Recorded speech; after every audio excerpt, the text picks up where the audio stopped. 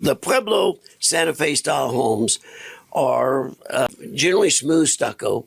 They've got a lot of exposed wood on them. The big poles that in the original Pueblos were the load bearing of the roof. You bet, support the roof. Yeah, and in some versions of Territorial built in the 80s and 90s, we've made those bearing, and some of them are. Yes. But a lot are just decorative. Correct.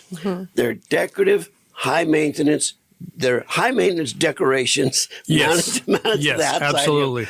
So what y'all came up with was a way to diminish that ongoing maintenance of this raw wood exposed to the elements. Yes. So whether that's a supporting beam, as you were saying, or simply a facade to look like a pole that's going through the roof and supporting it. Right. We just wanted to remove the issues that we have with that part of the beam that sticks out of the wall. Pretty simple, but it really saves a lot of time and money. And so you're remodeling your home. I mean, what drove this? We built a home from scratch up in Lake Montezuma about 20 years ago. Okay.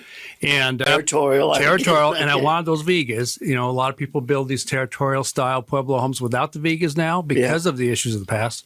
We wanted that traditional look, so I got to work. Building a mold over a wood Viga. Yeah, and he knew he was onto something because contractors and carpenters had no idea it wasn't wood, and they'd be 7 feet away. It really does look good. What people don't realize, whether it's load bearing or not, it's still that even the decorative Viga is going to penetrate or go right up against the vapor barrier of that stucco wall. If it's a frame and stucco wall, channel the water right in. I mean, those Vigas are highways for moisture and bugs and termites, everything. Right. I mean, They are. You're creating a condition conducive for all types of penetrations. Yes.